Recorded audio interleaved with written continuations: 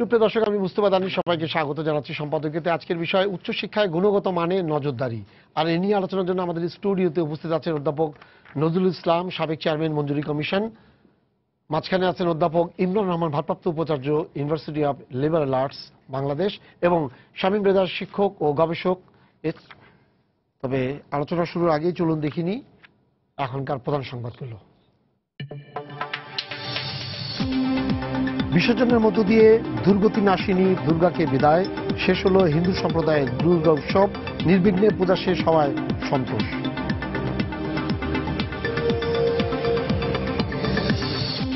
পবিত্র আশুরা উপলক্ষে দেশ জুড়ে সর্বোচ্চ সতর্ক অবস্থানে আইন শৃঙ্খলা রক্ষা বাহিনী। তাজিয়া মিছিলের প্রস্তুতিতে ছোড়ার মতো বস্তু ব্যবহার করায় 20 জন আটক। এক বছরও দেয়া হয়নি হোসেনি দালানে তাজিয়া মিছিলে বোমা হামলার অভিযোগপত্র। জামিনে বের হয়ে গেছে 4 আসামি।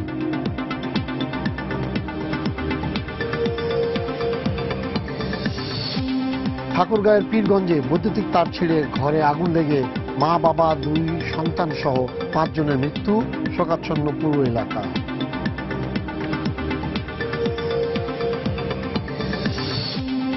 এবং দেশের মাটিতে টানা 7ম সিরিজ জয়ের অপেক্ষায় বাংলাদেশ। সেরাটা উজাড় করে দেয়ার প্রত্যয়। টাইগারদের শক্তি প্রতিপক্ষ হিসেবেই দেখছে, শক্ত প্রতিপক্ষ হিসেবে দেখছে ইংলিশরা।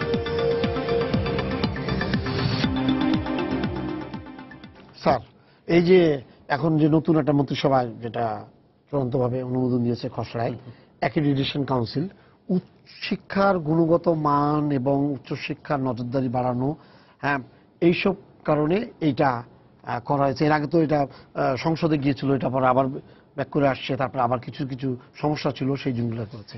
এখন যে জিনিসগুলো বলা হচ্ছে, গুণগত মান, এটা চেয়ারম্যান থাকবেন, 13 জনিয়া থাকবেন, সবকিছু মিলিয়ে যা হচ্ছে, মানে আগে তাহলে কে এই সনদটা, মানে কে ইউনিভার্সিটির, এই যে প্রাইভেট ইউনিভার্সিটির জন্য তো হয়েছে, এই ইউনিভার্সিটিগুলোর অ্যাক্রিডিটেশন কে দিত?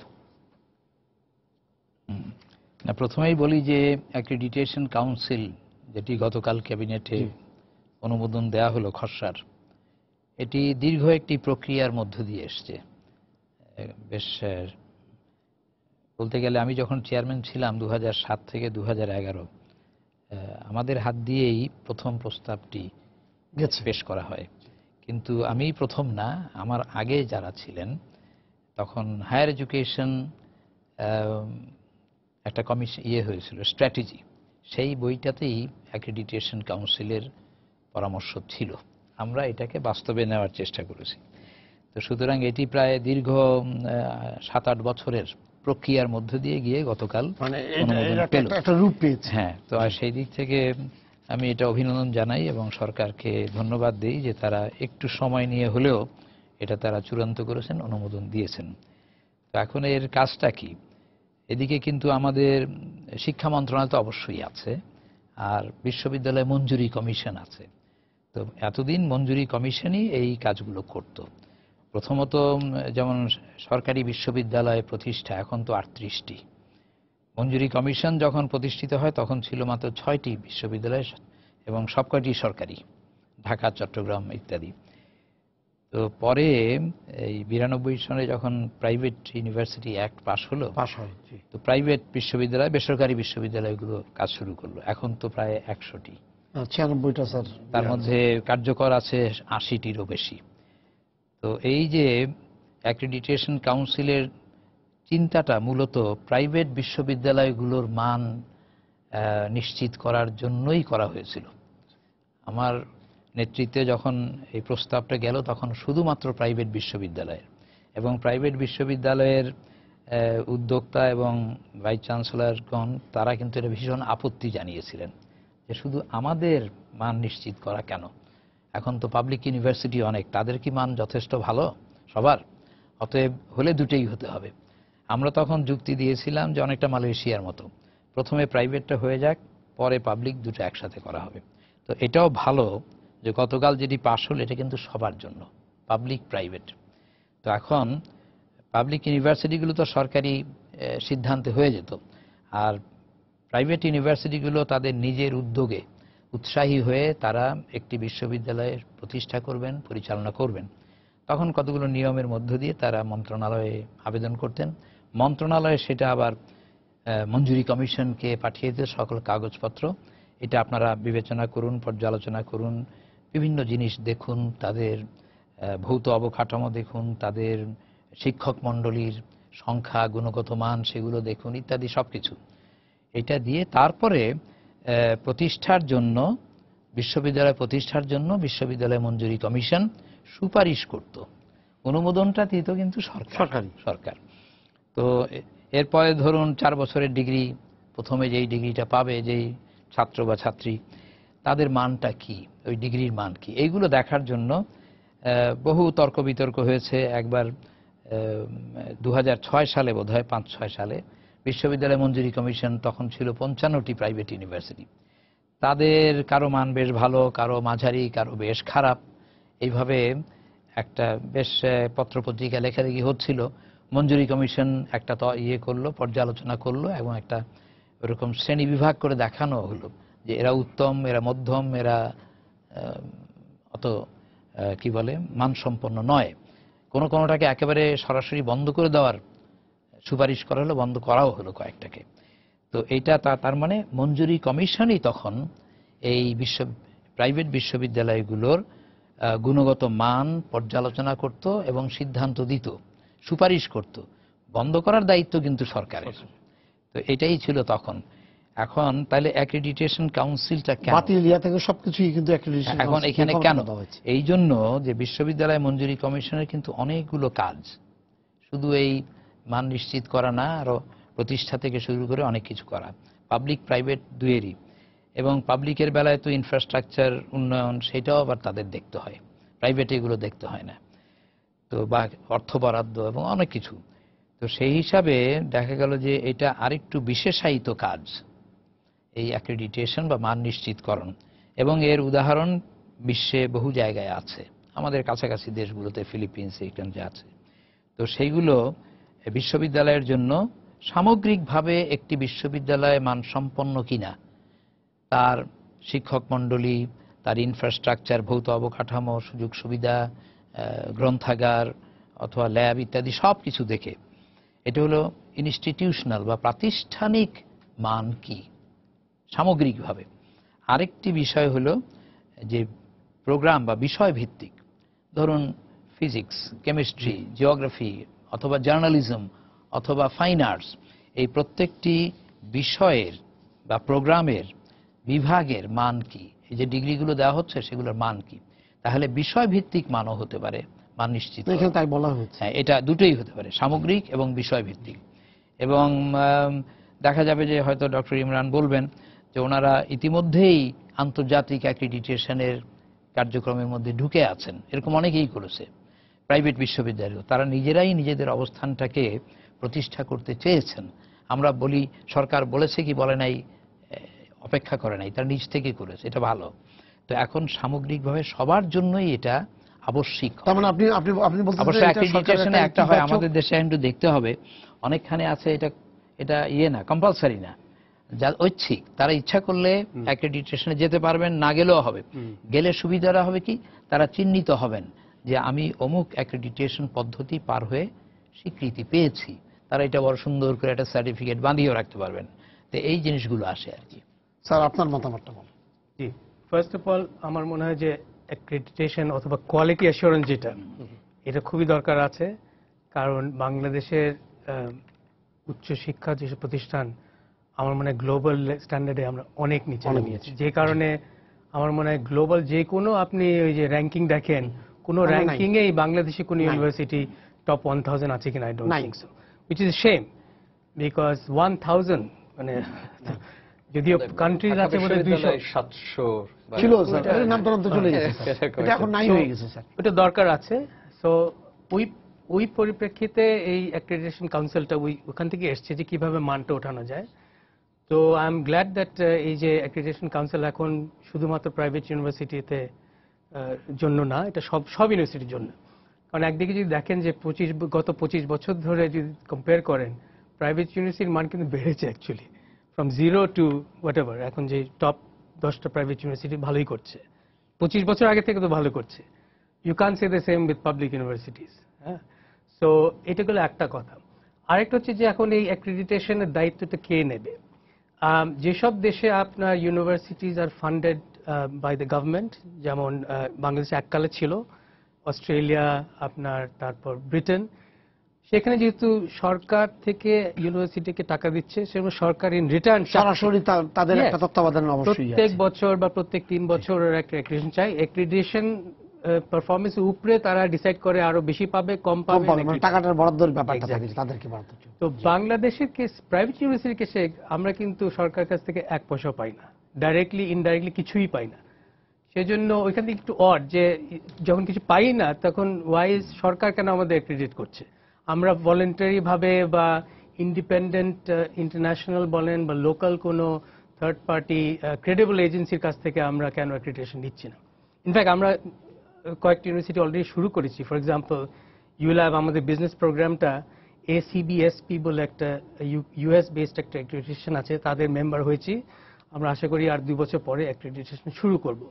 আমাদের জার্নালিজম ডিপার্টমেন্টটা ACE JMC বলে আরেকটা অ্যাক্রিডিটেশন আছে, সেটার সাথে ফার্স্ট স্টেজটা হয়ে গেছে।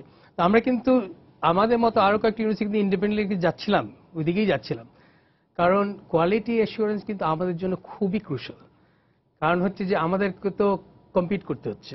আমরা তো টাকা, আমাদের এখানে যারা পড়ে ছেলেমেয়েরা ফুল ফিস দিয়ে পড়ে, তো তার ছেলে মেয়ে তাদের বাবা মা ওয়ান্ট টু সি দ্যাট ওই টাকার এগেনস্টে তারা কি কোয়ালিটি পাচ্ছে। তো আমাদের কিন্তু সরকারি পদক্ষেপ না নিলেও কিন্তু আমরা এদিকে যেতাম, নিজে থেকে যেতাম। কারণ আমাদের সার্ভাইভালের ব্যাপার, যেহেতু আমাদের আর কোনো সোর্স অফ ইনকাম নাই, শুধুমাত্র ছাত্রছাত্রীদের ফিস। তো এইটা গেল এক কথা। এই পার্টিকুলার আইনটা এসছে ভালো কথা। এখানে কিছু কিছু ব্যাপার আছে যেটা আমি ব্যক্তিগতভাবে মনে করি যে একটু অন্যভাবে করলে হতো। ফর এক্সাম্পল, আমি এখানে দেখছিলাম যে এই অ্যাক্রিডিটেশন কাউন্সিলের চেয়ারম্যান যে হবে বা চেয়ারপারসন যে হবে, তার 25 বছরের অধ্যাপনা থাকবে, তার মধ্যে 10 বছর বোধহয় অধ্যাপক হিসেবে। তো এইটা তো অনেক কনস্ট্রেন করে দিচ্ছে। ফর এক্সাম্পল, আমি যদি একজনকে পেতাম, ধরেন একটা বাংলাদেশি একজন মাত্র 5 বছর অধ্যাপনা করেছে, কিন্তু আমেরিকার একটা টপ এই অ্যাক্রিডিটেশন কাউন্সিলে সে 10 বছর কাজ করেছে, সে কিন্তু এখানে এলিজিবল হবে না, যদিও সে is the right person to be in this position. তো এইখানে আমি দেখছি এইগুলি একটু ফ্লেক্সিবল করলে ভালো হতো, রাদার দেন একটা ফিক্স করে দেওয়াটা হয় কি, তাহলে আপনার অনেক ন্যারো হয়ে যায় চয়েসটা। আর রিমেম্বার, এই অ্যাক্রিডিটেশন কিন্তু বাংলাদেশে খুবই নতুন। এইভাবে কিন্তু কোনো দিনই হয়নি, এটার সাথে কারো কোনো এক্সপিরিয়েন্স নাই বাংলাদেশে। তো এটা আমি একটু চ্যালেঞ্জিং মনে করি যে কাকে দিয়ে করবে। স্যার, আপনি বলেন এই যে গুণগত মানের জন্য যে জিনিসটা হয়েছে, যেমন এটা একটা ভালো জিনিস, সরকার দীর্ঘদিন ধরে চিন্তা করছিল। উনি বললেন 6-7 বছর আগে থেকে, এটা 10 বছর আগে থেকে এটার প্ল্যানটা চলছিল, এই জায়গায় আসছে। তো আপনি কি মনে করেন, এখানে 13 সদস্যের বলা হয়েছে, এর মধ্যে একজন চেয়ারম্যান থাকবেন, এর মধ্যে আরো 4 জন থাকবেন, 4 জন না 5 জন থাকবেন, ওনারা হচ্ছেন স্থায়ী, মানে পূর্ণকালীন, বাকিরা থাকবেন হলো আপনার ওই আপনাকে এটাকে কি বলে, খণ্ডকালীন বলেন বা এরকম জিনিস। এখন আমার কথা হচ্ছে যে এই 13 জন মেম্বার দিয়ে, টোটাল 13 জন মেম্বার দিয়ে এই পুরো জিনিসটা, যে জিনিসটা যে প্রত্যেকটা ডিপার্টমেন্ট, মানে একটা ইউনিভার্সিটি যদি করে তার ডিপার্টমেন্ট, প্রত্যেকটা ডিপার্টমেন্টের ওই ডিপার্টমেন্টের মধ্যে কি কি আছে, কোন কোন সাবজেক্ট আছে, সেই সাবজেক্টের কারিকুলাম কি আছে, এই যেগুলা মাত্র 4-5 জন লোক দিয়ে, পূর্ণকালীন যেটা চেয়ারম্যান দিয়ে, এইটা কি আসলে মানে ওইভাবে আপনি ইয়ে করতে পারবেন, পরিচালনা করতে পারবেন? এখানে দুটো বিষয়, একটা হলো যে আমাদের অ্যাক্রিডিটেশন কাউন্সিলের প্রয়োজনীয়তা বা অ্যাক্রিডিটেশনের প্রয়োজনীয়তা, যেটা প্রফেসর নজরুল বললেন, এটা কিন্তু আমাদের আর কোনো দ্বিমত নেই, সময়ের দাবি, এবং এটা আপনাকে করতেই হবে। এবং এটা আপনি যদি, যে কথা উনি বললেন যে বেসরকারি বিশ্ববিদ্যালয়গুলোতে যেখানে তার নিজের অর্থায়নে সে পড়াশোনা করে, সেখানে শিক্ষার্থীর এটা দাবি আছে, অভিভাবকের এটা দাবি আছে। একই রকম ভাবে রাষ্ট্রীয় যে বিশ্ববিদ্যালয়গুলো, যেখানে আমরা রাষ্ট্রের টাকায় এগুলো পরিচালনা করি, সেটাও কিন্তু এর ঊর্ধ্বে না। যেমন সাম্প্রতিক সময়ের যে আলোচনাগুলো যদি আপনি দেখেন যে আমরা কোনো রেটিং এ আসি কিনা, এই যে কথাগুলো প্রায় ওঠে, এই জিনিসটা কিন্তু এরকম না যে হঠাৎ করেই আপনি একটা থোক রেটিং এ আসতে পারবেন। এটা কিন্তু খুব কমপ্লেক্স একটা প্রসেস এবং অনেক জটিল প্রক্রিয়ার মধ্যে দিয়ে হয়। কিন্তু খুব সহজে যদি বলেন যে আপনার যে নিয়োগদাতা, এই বাংলাদেশ এখন বাড়ছে, ধরেন অর্থনৈতিকভাবে বড় হচ্ছে, সেখানে কিন্তু বাণিজ্যিক প্রতিষ্ঠানে তার একটা দাবি থাকতে পারে যে আমি কি ধরনের গ্র্যাজুয়েট চাই, আপনার অন্যান্য প্রতিষ্ঠানে সে কি ধরনের গ্র্যাজুয়েট চাই, কি ধরনের প্রকৌশলী চাই, কি ধরনের চিকিৎসক চাই, বিজ্ঞানের কি ধরনের সে স্নাতক চাই। এই যে চাহিদাগুলো, দাবিগুলো, এইটার দাবিটা ঠিকই আছে যে আমি চাই, কিন্তু এটা তৈরির প্রক্রিয়ায় কিভাবে মনিটর করব সেটা কিন্তু আমাদের ছিল না। এটা একটা। আর একটা বিষয় হলো যে যেমন উনার বিশ্ববিদ্যালয়, প্রফেসর ইমরানের বিশ্ববিদ্যালয়ে যে উনি যেমন বললেন জার্নালিজম একটা কথা, এটা যখন তৈরি হয় আমার একটু দেখার সুযোগ হয়েছিল। আমি এখনো বলি যে উনার যে সুযোগগুলো আছে এই বিষয়টা পরিচালনা করতে গেলে টেকনিক্যাল নন টেকনিক্যাল দুটো দিকে, সেটা বেসরকারি অনেক বিশ্ববিদ্যালয়ে কিন্তু নাই। তাহলে আমি কি করে দুটোকে এক করব, তাই না? ওনার বিশ্ববিদ্যালয়কে আমি কোন অবস্থানে দেবো, ওই বিভাগকে আর একটাকে কোথায় দেবো? ঢাকা বিশ্ববিদ্যালয় ধরে নি প্রায় 100 বছর ধরে চলছে। তার অর্থ কিন্তু এটা বলা যাবে না যে তার সবগুলো বিভাগই একই মানের যেতে পারবে। সুতরাং এখানে দুটো জিনিস রয়েছে, যে বিশ্ববিদ্যালয়ের একটা মান বা ওই প্রতিষ্ঠানের একটা মান, তার অ্যাক্রেডিটেশন, এবং নির্দিষ্ট প্রোগ্রামের মান। যেমন ধরে নিন আমার বিশ্ববিদ্যালয় হয়তো বিজনেস এডুকেশন খুব আন্তর্জাতিকভাবে স্বীকৃত হলো বা এই কাউন্সিলের টপে গেল, অন্য একটা বিভাগ নাও যেতে পারে। বিজ্ঞানের হয়তো 10টা বিভাগের মধ্যে 5টা যেতে পারে, 5টা নাও যেতে পারে। সেটা জাহাঙ্গীরনগরে ভালো হতে পারে, আবার বিএটের একটা থেকে হয়তো খুলনার একটা ভালো হতে পারে। এখন যে কথাটা আপনি বলেছেন সেটা বুঝবার আগেই আলোচনাটা করে নিলাম যে দুটো ভাগ। একটা হচ্ছে অ্যাক্রেডিটেশনের এই প্রক্রিয়াটা বা কারা করবে এবং কেন প্রয়োজন, আর একটা হলো যে আপনি যে কমিটি বা কাউন্সিল আপনি যেটাই বলেন, এটা একেবারে পুরো এখন তো আমরা যেটা আছে সেটা ড্রাফট একটা আইনের ভিত্তিতে। এটার পরে তো নিশ্চয়ই তার নির্দিষ্ট বিধিমালা তৈরি করবেন এবং কি কি অবকাঠামো তাদের লাগবে। কারণ একটা জিনিস আপনি যেটা বললেন এটা সত্যি কথা, এটা কিন্তু পরিষ্কার 13 জনের। হ্যাঁ এটা ঠিক আছে। কিন্তু আমি একটা জিনিস একটু ক্লিয়ারিফাই করব, ওই 13 জন কিন্তু অ্যাকচুয়ালি অ্যাক্রিডিটেশনের কাজটা করবে না। ওরা কিন্তু থার্ড পার্টি দে ক্যান ব্যবস্থা অন্যরা করবে, তারা ফাইনাল জিনিসটা দেখবে। বরং এমন মনে হতে পারে যে 13 জন বেশি কিনা মানে এটা যেটা কিছুটা প্রফেসর ইমরান একটু বলতে চেষ্টা করেছিলেন। আচ্ছা যুক্তরাষ্ট্রের উদাহরণটা দেওয়া যাক, তাহলে সহজ হবে। যেখানে সবচেয়ে বেশি আমরা যদি বলি যে মার্কেট ড্রিভেন এবং একই সঙ্গে বিশ্ববিদ্যালয়গুলো যে সৃজনশীলতা, এই আলোচনাগুলো আসবে কিন্তু আগামী কয়েকদিনের। যে একটা হলো যে আপনার মার্কেট কি চাই বা নিয়োগদাতা কি চাই, তার তো একটা চাহিদা থাকবেই। কিন্তু একই সঙ্গে বিশ্ববিদ্যালয় কিন্তু একটা সৃজনশীল প্রতিষ্ঠান। আপনাকে এটাও মনে রাখতে হবে যে সবকিছু কিন্তু সে নিয়োগদাতা চাহিদা অনুযায়ী করবে না। এটা মার্কিন যুক্তরাষ্ট্র করে না, এটা সিঙ্গাপুরও করে না, এটা আমরাও করি না, বা ভারতও করে না। কিন্তু সেটা খুব চ্যালেঞ্জিং জায়গা, যে কতটুকু রাষ্ট্রের অর্থায়নে চলছে বা ব্যক্তির অর্থে যাচ্ছে, তার কতটুকু নিয়োগদাতার আপনি চাহিদা মতো করবেন, আর কতটুকু আপনি সেই সৃজনশীলতা যেটা উন্মুক্ত রাখবেন। এই আলোচনা হয়তো পরে আসবে। কিন্তু যুক্তরাষ্ট্রের উদাহরণ যেটা বলছিলাম, যে সেখানে কিন্তু অনেক প্রতিষ্ঠান আছে যারা অ্যাক্রেডিটেশন দিয়ে থাকেন, এবং সে প্রতিষ্ঠানগুলোকে নন প্রফিট বা ভলান্টারি অর্গানাইজেশন। তাদেরকে দেখভাল করে আবার আরেকটা প্রতিষ্ঠান, যে প্রতিষ্ঠান তাদেরকে দেখভাল করে বা তাদেরকে এন্ডোর্স করে যে ঠিক আছে তুমি দিতে পারো, তারা আবার কিন্তু accountable to the secretary of education, তার কাছে। আবার কোন কোন দেশে এমন আছে শিক্ষা মন্ত্রণালয় করতে পারে। সেটা দক্ষিণ পূর্ব এশিয়ার যে সমস্ত দেশে এত বেশি শিক্ষার্থী নাই সেখানে হয়তো এটা সম্ভব হয়, বা এত বিশ্ববিদ্যালয়। এটা যুক্তরাষ্ট্রের পক্ষে বা বর্তমানে বাংলাদেশও যদি বলেন যে প্রায় 150-র কাছে আমি যদি ধরি যে সমস্ত কলেজগুলো তো গ্রাজুয়েট প্রোগ্রাম আছে, পাশের ভারত, এটা সম্ভব না একটা কাউন্সিল বা একটা কমিশন ছাড়া। তো তাদের যে সুবিধাটা হয়, যেহেতু অনেক প্রতিষ্ঠান তারা নির্দিষ্টটার উপরে কাজ করে, যেমন যে ধরে নি ল এর উপরে কাজ করছে, সে হয়তো মেডিকেল সায়েন্সের ক্ষেত্রে নাও করতে পারে। আমাদেরও মনে রাখতে হবে যে এখানে কিন্তু ছিল, যেমন বার কাউন্সিল আপনি পাশ না করলে কিন্তু আইনের ডিগ্রি নিলে আপনি ওখানে যেতে পারছেন না। আমাদের প্রকৌশলীদের কিন্তু এরকম ছিল, চিকিৎসকরা আছে এরকম, এমনকি সাংবাদিকরাও পুরো না হোক আপনি প্রেস ক্লাবের সঙ্গে এটার জন্য এখন কাজ চলছে। সুতরাং যেটা হলো যে 13 সদস্যের যেটা, সেটা নিয়ে আরো আলোচনা করা যেতে পারে যে 4 জন স্থায়ী থাকবেন এবং বাকি বলা হচ্ছে যে 8 জন যে অস্থায়ী থাকবেন, এবং সেই 8 জন অস্থায়ীর মধ্যে বলা হচ্ছে ইউজিসির প্রতিনিধি থাকবে, সরকারের থাকবে, বিশেষজ্ঞ। এই জায়গাটায় তো আলাপ করা যেতে পারে যে আমরা আরো বিশেষায়িত প্রতিষ্ঠান বা অভিজ্ঞতা আছে, এবং যেটা প্রফেসর ইমরানও বললেন, আমরা একবার সরাসরি ওটার উপর আমি মন্তব্য করব না যে একটা সরকার একটা এলিজিবিলিটি ক্রাইটেরিয়া তৈরি করেছেন, সেটা ঠিক আছে থাক। কিন্তু মনে রাখতে হবে যে উদ্দেশ্যটা করা, তার একটা বড় জিনিস কিন্তু বিশ্বায়নের চ্যালেঞ্জ। আপনি যদি সমস্ত দেশের ইউজিসির কাউন্টারপার্ট যত প্রতিষ্ঠান আছেন বা যত প্রকল্প আছে সেগুলোতে যদি যান, দেখবেন এই কথাটাই বারবার বলা হয় যে আমাদের যে অর্থনৈতিক চাহিদা, আমাদের যে জাতীয় চাহিদা, আঞ্চলিক চাহিদা, আমরা কিন্তু এখনো রিজিওনাল লেভেলেও পৌঁছাতে পারিনি। যে যদি দক্ষিণ পূর্ব এশিয়া আর যদি ফার ইস্টকে তার সঙ্গে যোগ করেন, তাহলে কিন্তু আমরা অনেক পিছিয়ে যাচ্ছি। অতএব এই যে কোয়ালিটি অ্যাসুরেন্স বা একটা স্ট্যান্ডার্ডাইজেশন, এটা দরকার পড়বে। আর এই কথা একটু সাথে বলে রাখি, প্রক্রিয়া যে চলছে না একেবারে তা না। হেকেপ একটা প্রকল্প আছে বিশ্ব ব্যাংকের অর্থায়নে বাংলাদেশ সরকারের সাথে, যেটা বাস্তবায়ন করেন ইউজিসি, ইমপ্লিমেন্টিং অর্গানাইজেশন ইউজিসি। তারা কিন্তু বলেছিল যে হায়ার এডুকেশন কোয়ালিটি এক্সটেনশন, বা আমি যদি ভুল না হয়ে থাকে পুরো ইয়েটা অ্যাসুরেন্স। তো সেখানে যে কথাগুলো আপনি বলা হয়েছে কাগজে কলমে, সেটা কিন্তু পুরোপুরি করা হয়েছে কিনা সেগুলো প্রশ্ন করা উচিত। যে আমরা দেখেছি তার কিছু আইটি অবকাঠামোর ক্ষেত্রে সেটা ভূমিকা রেখেছে, অন্যান্য ক্ষেত্রে ভূমিকা রেখেছে, কিন্তু সেই কিছু কাজ আছে যেটা নিজেরও করা যেত। এটার জন্য হেকেপের মতো হয়তো প্রকল্প দরকার ছিল না, কিন্তু হেকেপের যে উদ্দেশ্য সম্পর্কে বলা হচ্ছে সেটা কিন্তু অনেক বড়।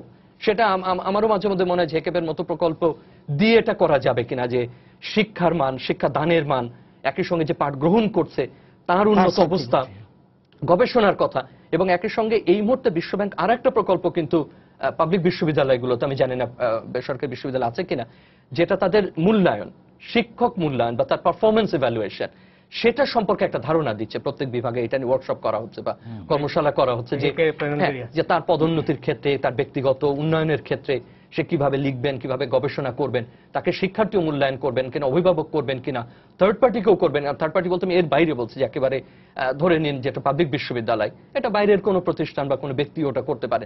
এই প্রক্রিয়া যে নাই তা কিন্তু না, প্রক্রিয়াটি চলছে। কিন্তু আমার কাছে বা স্যার যেটা বললেন যে উনি যখন মঞ্জুরি কমিশনের চেয়ার ছিলেন তখন বা তারও আগে থেকেই প্রক্রিয়াটা শুরু, এবং বেসরকারি বিশ্ববিদ্যালয়ের নিজস্ব উদ্যোগে, যেহেতু তাকে কম্পিট করে চলতে হয়, সুতরাং তাকে বাধ্য হয়ে কাজটা করতে হচ্ছে, কিংবা ছাত্রছাত্রী সব ক্ষেত্রেই কিন্তু যে কথা বললাম যে তাগিদ থেকেও করছেন, যে অধ্যাপক ইমরান এটা জানেন, তিনি তার বিশ্ববিদ্যালয়ে এটা করতে চান, অন্য হয়তো সে তাগিদ বোধ করছে না, মনে করছে আমি শিক্ষার্থী পেয়ে যাচ্ছি, এরপরে কোথায় গেল বা কোথায় আমার দরকার নেই।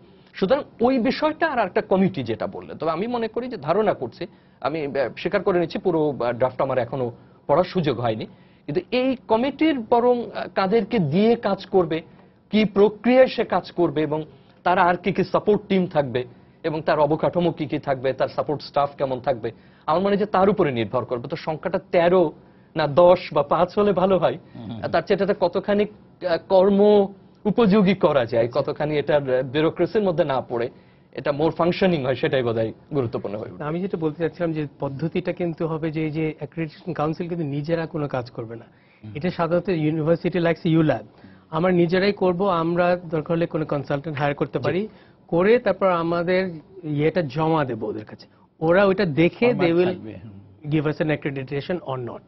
ওরা কিন্তু নিজেরা, এই যে 13 জন বলে, ওরা কিন্তু নিজেরা ডিটেইল কাজ করবে না। স্যার আপনি যেটা বলছেন না, এখানে কিন্তু স্যার কথাগুলো কিন্তু এইভাবেই বলেছে, সেটা হলো যে আপনি একটা প্রাইভেট ইউনিভার্সিটি হবে, তার একটা ডিপার্টমেন্ট, চারটা বিভাগে ইয়া হচ্ছে, সেটা উপযোগী কিনা এবং সেখানে কারা ঢুকছেন, হ্যাঁ কে ইয়ে করছেন, সেই জিনিসগুলোকে মনিটরিং করার জন্য এই ইয়ে আছে। সেখানে মনিটরিংটা কিভাবে আসে? এইটা তো অ্যাকচুয়ালি প্রথমত এটা কিন্তু ভলেন্টারি, এটা কিন্তু বাধ্যতামূলক না, মানে ভলেন্টারি। যে কোনো লেটস সে আমার ইউনিভার্সিটি, আমি চাই যে আমার বিজনেস স্কুলটাকে আমি অ্যাক্রেডিটেশন দেখতে হবে যে না, কিন্তু এখানে যেটা বলা হয়েছে যে তারা সনদ না দিলে সেই ইউনিভার্সিটির কোনো জিনিসই গ্রান্ট হবে না, তার মানে বাধ্যতামূলক। হ্যাঁ অবশ্যই বাধ্যতামূলক। এটা এর মধ্যে কোনো উচ্চ শিক্ষা প্রতিষ্ঠান একদম পরিষ্কার ভাবে আছে যে আমার অদ্ভুত লাগছে, কারণ আমাদেরকে তো কোনো পয়সাই দেয় না। না আমি কেন বলছি, এখানে প্রতিষ্ঠানগুলো বলছে একদম যে এই বছর খসড়া বলা হয়েছে কনফিডেন্স বা অ্যাক্রেডিটেশন সনদ ছাড়া কোনো শিক্ষা প্রতিষ্ঠান, উচ্চ শিক্ষা প্রতিষ্ঠান বিজ্ঞপ্তি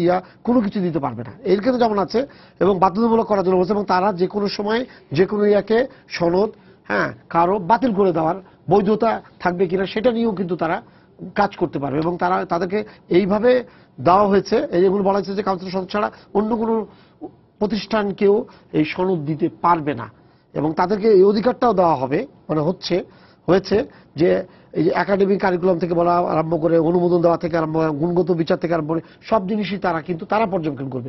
এখন আপনি বললেন যে আরেকটা গ্রুপ আছে যারা ওই মাধ্যমে তারা করায় নিবে, কিন্তু সবার আগে যে জিনিসটা হলো যে যখন এই কমিটিটা থাকবে, যে কমিটিটা মনে করেন একটা ইউনিভার্সিটি, নতুন ইউনিভার্সিটি, আমি ধরে নিলাম যে ইউনিভার্সিটিগুলো আছে তাদেরটা হয়তো রিবার্নিশ করা যেতে পারে বা এরকম ধরনের চিন্তা রাখতে পারে, কিন্তু একটা নতুন ইউনিভার্সিটি হলে তাদের কি কি থাকবে, যেগুলো থাকবে তাদের কারিকুলামটা কি, সেটা পর্যন্ত এখানে বলা হয়েছে, তাদের কারিকুলাম গুলো তারা দেখবেন। তাহলে কিন্তু আমার মনে হয় যে পুরো আইনে আসলে বিস্তারিত কি আছে, কারণ এখানে উনি যেটা বললেন, প্রফেসর ইমরান যেটা বললেন, সেটাও কিন্তু একটা প্র্যাকটিস, যেটা আমি শুরুতে বললাম যে তৃতীয় অনেক প্রতিষ্ঠান আছে, বিজনেসের জন্য যে দেখবে সে তো লয়ের জন্য দেখবেন, এবং তারা করবে, সেটাকে মনিটর করে অন্য একটা বডি। এখন এখানে আমি জানি নজরুল স্যার হয়তো ভালো বলতে পারবেন যে এটা কিভাবে মূলত কি চাই, ওই যে উচ্চশিক্ষার মান প্রতিষ্ঠা করা এবং যা আছে আরেকটু উন্নত পর্যায়ে নিয়ে যাওয়া। তো এখন শেষ কথাটা হবে এই যে ডিগ্রিটা দেওয়া হচ্ছে সেইটা মানসম্পন্ন কিনা, কিভাবে দেওয়া হচ্ছে ইত্যাদিতেই তো আসবেই, কিন্তু যে ডিগ্রি, এটা ব্যাচেলর অফ সায়েন্স অথবা ব্যাচেলর অফ ফাইন আর্টস বা যাই হোক, এটা যারা দিচ্ছেন সেই ডিগ্রিটা, এখন হয় কি বাজারে যারা নিয়োগ দেয় তারা বিচার করে নেয় চারদিক থেকে দেখে যে এই বিশ্ববিদ্যালয়ের ডিগ্রিটা কতখানি বাজার মূল্য পায় অথবা এর সামাজিক মূল্য বা কি, এটা তো করে। এখন এই অ্যাক্রিডিটেশন কাউন্সিল প্রাতিষ্ঠানিকভাবে এই প্রত্যেকটি ডিগ্রির একটা মূল্যায়ন করবে অথবা প্রত্যেকটি প্রতিষ্ঠানের মূল্যায়ন করবে। তো সেটা হলো এরকম আর কি, যেটা এখন হয়ে গেছে আমাদের এখানে হয়তো সবই আবশ্যিক, কম্পালসারি, যেটা অন্য দেশে নাও হতে পারে। তো সেইখানে ন্যূনতম মান এখন হয় কি, এক একটা এই যে 80টা বিশ্ববিদ্যালয় অতি দ্রুত সময়ের মধ্যে প্রতিষ্ঠিত হয়ে গেছে। এখন মঞ্জুরি কমিশন মাঝে মাঝেই বলেন যে এদের মধ্যে মাত্র 10-12টি ভালো, বাকিগুলো হেন তেন কিছু আছে খুবই খারাপ। এই কথা বললে তো হবে না, এটা একটা মূল্যায়ন করতে হবে, বিচার করতে হবে এবং বলে দিতে হবে যে এরা কি বলে পাশ করে, এরা করে না। এই জিনিস না হলে জনগণ জানবে না তো কোত্থেকে কি হয়।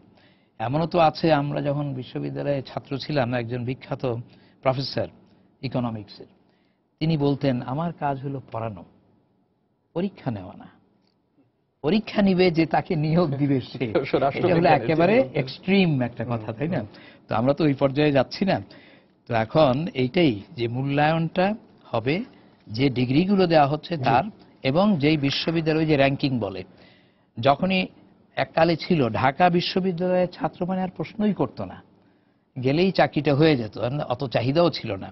তারপরে যখন অনেকগুলো বিশ্ববিদ্যালয় হলো, তার মধ্যে কোনটা শ্রেয়তর, তারপরে যখন প্রাইভেট ইউনিভার্সিটি হলো এতগুলো, প্রত্যেকেই বলে আই এম দি বেস্ট। হতে পারে কোনো একটা বিষয়ে বেস্ট, কিন্তু সার্বিকভাবে বেস্ট কিনা সেটা দেখতে হবে।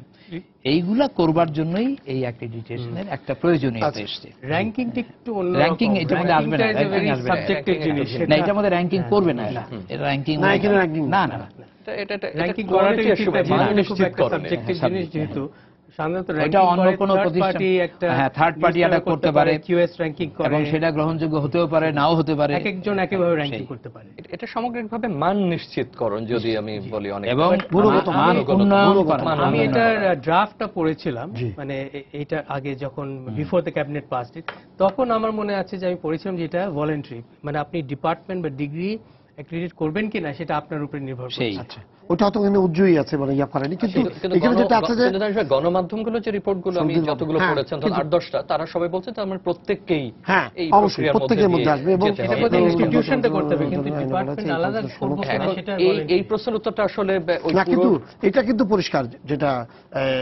মন্ত্রিপরিষদ সচিব যেটা মোহাম্মদ শফিউল আলম যেটা বলেছেন, যে গুণগত মানের যোগাযোগ, তিনি বলছেন যে এই কাউন্সিল উচ্চশিক্ষা প্রতিষ্ঠানকে কনফিডেন্স সার্টিফিকেট প্রদান করতে পারবে, তা বাতিল বা স্থগিতও করতে পারবে। কি বাতিল করবে? কনফিডেন্স মানে ওই যে ইয়াটা কনফিডেন্স সার্টিফিকেট, হ্যাঁ, যে যখন একটা আমাদেরকে পুরো বন্ধ করে না না না ওইটা না, একটা মনে করেন যে নতুন যেগুলো আসবে, মানে সবার আগে তো জিনিসটা আছে যে কনফিডেন্স সার্টিফিকেট নেওয়াটা কে নিবে বা এরকম কনফিডেন্স সার্টিফিকেট তো 1 বছরের মধ্যে তাকে এটা করতে হবে, 5 বছরের মধ্যে তাকে অ্যাক্রিডিটেশন কার্ডের ইয়েটা, ওই ডিটেকশন কাউন্সিলের ইয়েটা পারমিশন নিতে হবে। এই ক্ষেত্রে তারা যেটা দিবে সেটা তারা বাতিল করতে পারবে, ইয়ে করতে হবে, এবং তারা পুরোপুরি সরকারের কাছে এই সব জিনিসে দায়বদ্ধ। এখানে দুটো আমার কাছে মনে আছে, একটা যেটা প্রফেসর ইমরানও কিছুটা ওই যে তখন সূত্রপাত করছেন আলোচনায়, যে ধরুন আমাদের পুরো দেশে এই মুহূর্তে 200টা ডিসিপ্লিনে আমরা অফার করছি ডিগ্রি, তাহলে কি এই 13 জনের যে প্রতিষ্ঠানটা তৈরি হবে তারা এই 200টাই মূল্যায়ন করবার দক্ষতা ওখানে রাখবেন, নাকি যে অন্য একটা পক্ষ যারা এটার বিশেষায়িত ধারণা রাখেন সেখান থেকে আনার পরে জমা দেবে? এখানে তো লেখাই আছে প্রত্যেকটি বিষয়ে যখন মূল্যায়ন হবে ওর জন্য একটা এক্সপার্ট, এই যে কমিটিটা কাউন্সিল 13 জনের, এরা এগুলো ব্যবস্থা করে দিবেন যে কাকে কাকে দিয়ে ইভালুয়েশনটা করানো হবে। সুতরাং যদি জার্নালিজমের হয়, নিশ্চয়ই জার্নালিজমের যারা শিক্ষক বা বিশেষজ্ঞ তাদের কি, তার মানে তৃতীয় পক্ষকে অবশ্যই তারা কমিটির লোকগুলো তখন তাদেরকে এই একটা সাব কমিটির মতো যেটা থাকে যে তারা এটা ইয়া করবে, যে সেক্টরে প্রয়োজন পড়বে সেটার জন্য তারা বিশেষায়িত হয়। এখন আমরা পরীক্ষা নেই না, বিশ্ববিদ্যালয়ে বিভিন্ন বিষয়ে পরীক্ষা নেয়, পরীক্ষা কমিটি তো আলাদা আলাদা থাকে, বিভিন্ন জায়গা থেকে আসে, তারা মূল্যায়নটা করে দেয়।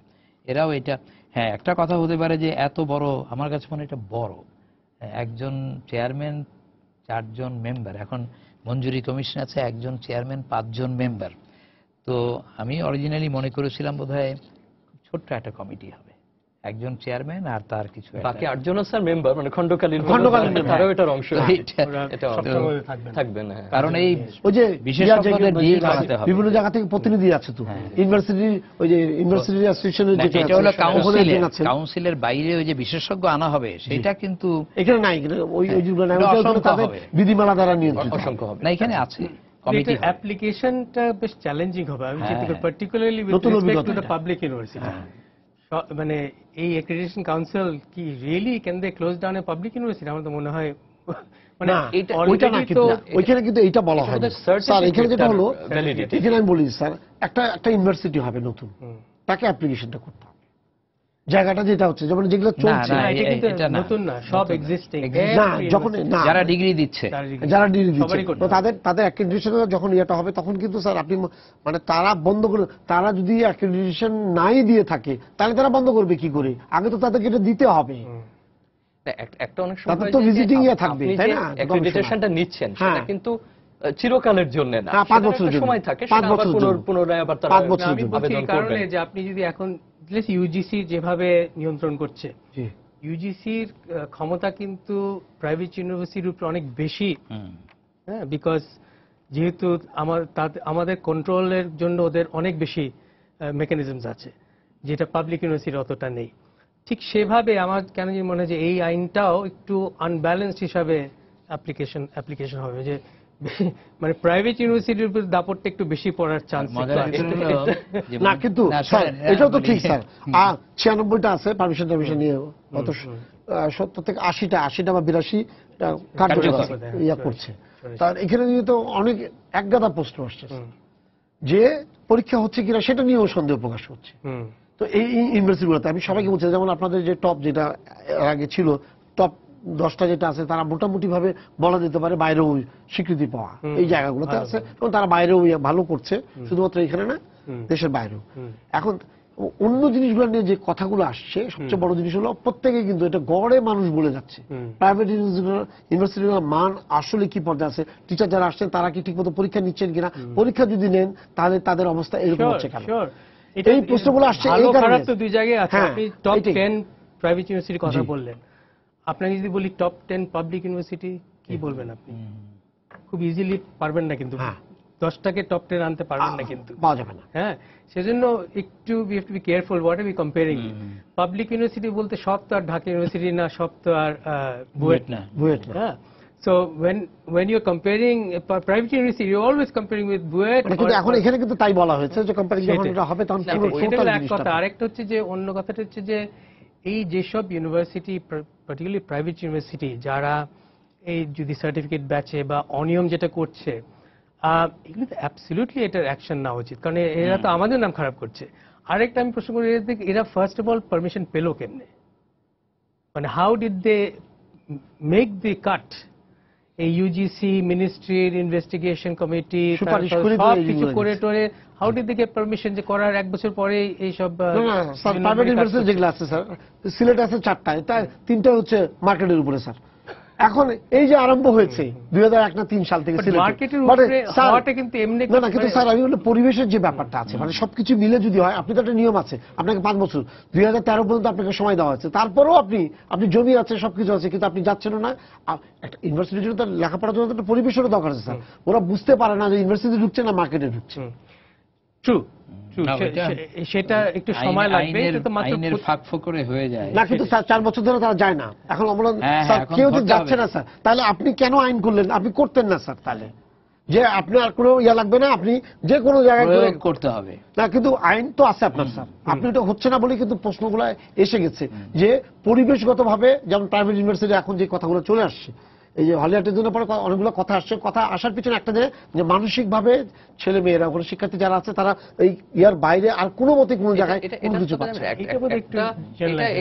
একটু যে আমরা ওই জেনারেলাইজেশনে যদি নাও যাই, আপনি যদি লক্ষ্য করেন যে নবীন যে সমস্ত পাবলিক বিশ্ববিদ্যালয়গুলো, সেখানেও কিন্তু এই একই মানে বক্তব্য এখানে খাটে, যে অবকাঠামো তাদের দরকার, যে স্পেস তাদের দরকার এবং যে সুযোগগুলো দরকার, সেগুলো কিন্তু আমরা অনেক নতুন বিশ্ববিদ্যালয়গুলোতে দিতে পারছি না। যেমন আপনি সম্প্রতি দেখেছেন যে ঢাকার ভেতরে একটা বিশ্ববিদ্যালয়ে আমরা যে তারা যে স্পেসটা চাচ্ছেন, জায়গাটা চাচ্ছেন, এমনকি ঢাকার বাইরেও নতুন যে সমস্ত বিশ্ববিদ্যালয়, সেটা জেনারেল হোক বা প্রযুক্তি হোক, সেখানেও কিন্তু বিশ্ববিদ্যালয়, আপনি সম্ভবত যেটা বোঝাতে চাইছেন যে এরকম তার যেটা ক্যাম্পাস কনসেপ্ট, তার অন্য যে সমস্ত সহশিক্ষা কার্যক্রম সহ তার অন্য যে সমস্ত অবকাঠামোগুলো, যে ভৌত সুবিধাগুলো বলতে চাই, ক্যাম্পাস যারা শহর ভিত্তিক university, top university in the world, for example London School of Economics, Imperial College, Columbia University, New York University, campus ভিত্তিক আপনি দেখবেন ছড়ানো ছিটানো। হ্যাঁ, in fact London school of economics যেখানে আমি পড়েছি, ওখানে কয়েকটা ক্লাসরুম আছে বাড়ির উপরে, পাবের উপরে। তাহলে সেটা কি খুব খারাপ হয়ে গেল? অ্যাকচুয়ালি দেখতে হবে জিনিসটা যে আই থিঙ্ক আমাদের এখন ফোকাসটা একটু বেশি হয়ে যাচ্ছে অন এই যে আমাদের 1 একর জমি আছে কিনা, rather than আসলে what are the indicators of quality।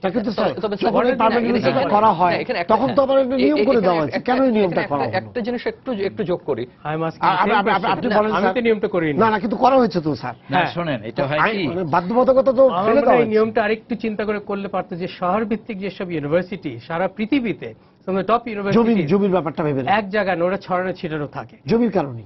জমির কারণে খুব ডিফিকাল্ট। আরেকটু হচ্ছে যে আরেকটু বলতে চাইছি যে ধরেন আমেরিকা, যেটা প্রাইভেট ইউনিভার্সিটির সবচেয়ে মানে ফেমাস প্রাইভেট ইউনিভার্সিটি ওখানেই আছে, ওখানে কিন্তু ফেডারেল গভর্নমেন্ট এবং স্টেট গভর্নমেন্ট প্রচুর আপনার কোঅপারেশন করে। ফর এক্সাম্পল ল্যান্ড লিজ করে দেয় জমি না পেলে, ট্যাক্স ব্রেক দেয়, বিভিন্ন রকমের সুযোগ করে দেয়। সেটা কিন্তু আমাদের দেশের প্রাইভেট ইউনিভার্সিটি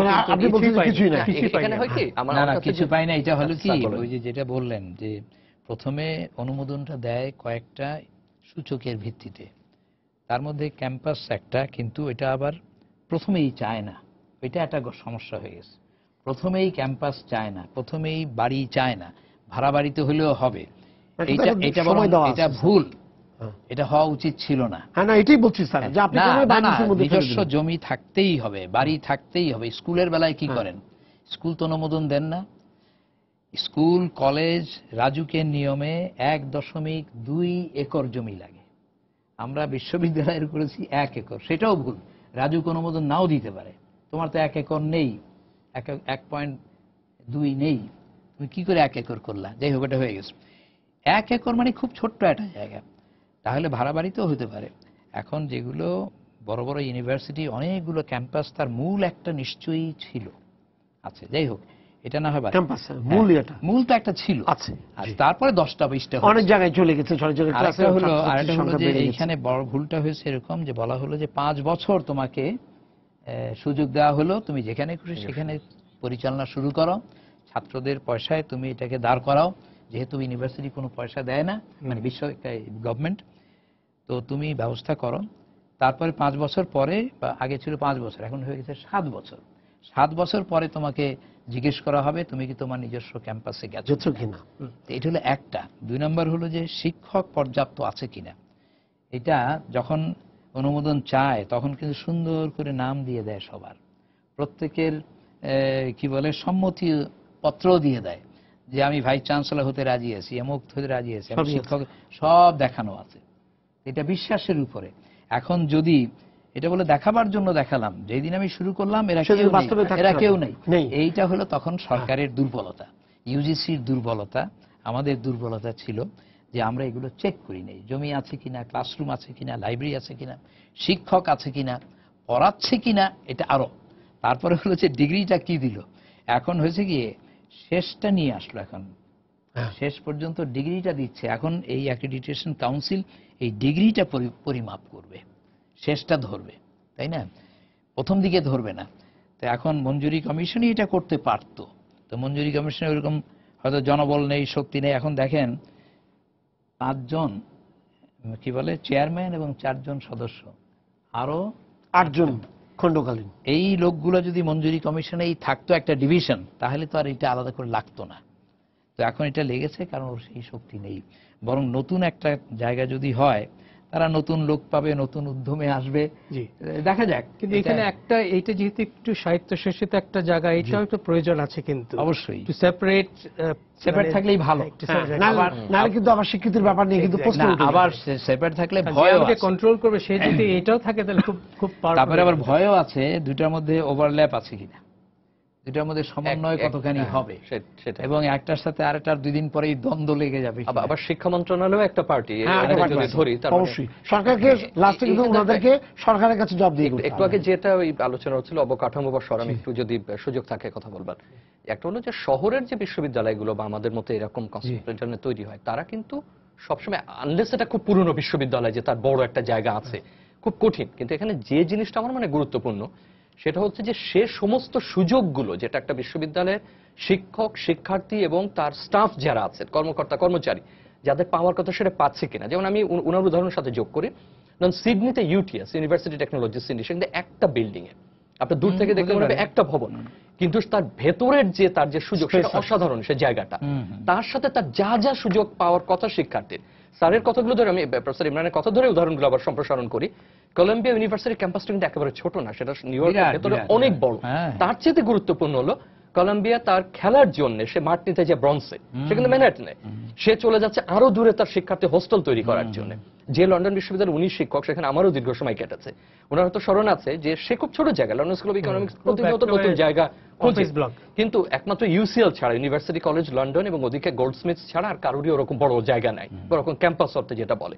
কিন্তু তাদের প্রত্যেকের কেন্দ্রীয় ইউনিয়ন আছে, they have the central union, এবং তারা একটা নির্দিষ্ট যা যা সুবিধা তাদের পাওয়ার সব জায়গায় বিভিন্ন জায়গায় পোর্টে সমস্ত কোনোটা কিন্তু তারা বঞ্চিত হচ্ছে না। তার নিজের ওই একটা ভবন হলো, যেমন school of oriental and African study যেখানে আমাদের অনেকে পড়েছেন, একটা ভবন আর পাশে ছোট ছোট কিছু, কিন্তু ওখানে তার ইউনিয়ন আছে, ওখানে তার ক্যাফে আছে, একই সঙ্গে সেন্ট্রাল ইউনিয়নের সে সুবিধা পাচ্ছে। স্যারের যদি ওটা বলি যে তারা আপাতত মনে হয় বিক্ষিপ্ত, কিন্তু তার স্পোর্টস থেকে শুরু করে তার কালচারাল বলেন, তার পলিটিক্যাল বলেন, তার যা যা লাগে, শিক্ষকের যেটুকু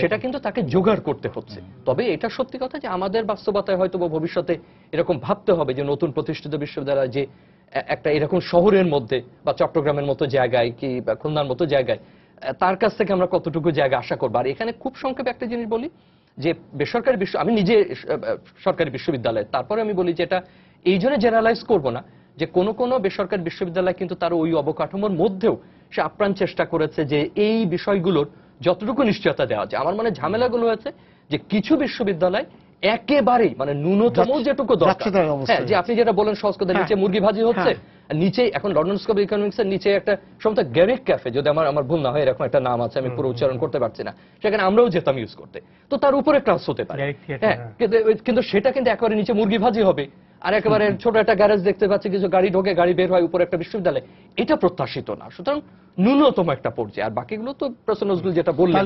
তাহলে স্যার দাঁড়ানোটা কি অ্যাক্রিডিটেশন কাউন্সিল যেটা ইয়া করা হয়েছে, মন্ত্রিসভা অনুমোদন করেছে, এটা আবার ইয়াতে সংসদে যাবে, তো এইটাকে মানে আপনারা যেটা বলছেন তাতে দাঁড়াচ্ছে এরকম যে অ্যাটলিস্ট সরকার একটা শিক্ষার গুণগত মান নিশ্চিত করার জন্য অন্তত একটা প্রতিষ্ঠানকে আলাদাভাবে দায়িত্ব দিতে, এতে ভালোরা মূল্যায়িত হবেন, যিনি সত্যিকার ভালো করছেন, অলরেডি কন্ট্রিবিউট করছেন, তার বরং মূল্যায়নটা হবে। আমি মনে করি যে এইটা যেহেতু এখনো ড্রাফট, এইটা আরেকটু ইমপ্রুভমেন্ট করার সুযোগ আছে, যেহেতু এখন পার্লামেন্টে যাবে, এর আগে তো ডিবেট থেকে ফিরে আসছে। বিভিন্ন আশা করি ওই যে কিছু কিছু জিনিস একটু আবার সরকার বা মূল্যায়ন প্রক্রিয়া এই বিষয়গুলো নিয়ে দরকার। শেষে আপনি বলে দেন স্যার, মঞ্জুরি মানে এই যে তিনটা ইয়ে আছে, মঞ্জুরি কমিশন একটা, এই এখন নতুন ইয়েটা, এবং এর সাথে সাথে কিন্তু মন্ত্রণালয় আছে একটা, যদি সমন্বয় না হয় তাহলে এটা কি হতে পারে? না, আমরা আশা করব সমন্বয় হতে হবে, না হলে বিপদ আছে। তো এখন যেমন মঞ্জুরি কমিশন সবসময়ই বলে, আমরাও বলতাম, এখন যিনি চেয়ারম্যান তিনিও বলেন, আমাদের তো হাত পা বাঁধা, আমরা বড়জোর সুপারিশ করতে পারি, মন্ত্রণালয় সেটা করে। মন্ত্রণালয় আবার তাদেরও একটা কথা উত্তর আছে, আমরা অ্যাকশন নিলাম, কার্যকর ব্যবস্থা গ্রহণ করবার চেষ্টা করলাম, আইন আমাদেরকে সুযোগ দিল না। একটা মামলা করে দিলেই যে কোনো ধরনের একটা বিশ্ববিদ্যালয় সে চলতে পারে দিনের পর দিন। একটা বিশ্ববিদ্যালয় দারুল ইহসান বন্ধ করতে 10 বছর লেগে গেছে প্রায়। তো এরকম যদি হয় সেটা একটা বেপরোয়া ভাব। তো সেইখানে তবুও আমরা সবাই স্বীকার করেছি এটা প্রসেসের ভিতর দিয়ে গেছে, অ্যাক্রিডিটেশন কাউন্সিল, এটা হওয়া দরকার ছিল, এটা হচ্ছে মানে হয়ে গেছে। এখন এই প্রসেসটাও ছিল, অ্যাক্রিডিটেশন কাউন্সিলের এই প্রস্তাব যখন এসছে 8 বছর আগে, এটা কিন্তু পর্যায়ক্রমে বহু আলোচনায় এসেছিল, বিভিন্ন না স্যার, এটা করতে করতে তো স্যার এখান থেকে হয়ে সংসদে গেছে, সংসদ থেকে আবার ব্যাক করছে না, অনেকগুলো সেমিনার, তারপর ডায়ালগ এগুলো হয়েছে, আবার কপি দেওয়া হয়েছে, যার যা বক্তব্য আছে আপনারা মন্তব্য করুন। এখন চূড়ান্ত একটা মানে চেহারা পেয়েছে, এটা যদি এখন এখনো যদি কেউ মন্তব্য দেন নিশ্চয়ই এটা নেওয়া হবে। আমাদের সময় শেষ হয়ে গেছে, দরকার ছিল সেটা হয়েছে। তো আপনাদেরকে ধন্যবাদ স্টুডিওতে আসার জন্য। সবাইকে শুভেচ্ছা জানিয়ে শেষ করছি আজকে সম্পাদকীয়। আগামীকাল আবারও দেখা হবে রাত 10টায়। দেখার আমন্ত্রণ রইল। শুভরাত্রি।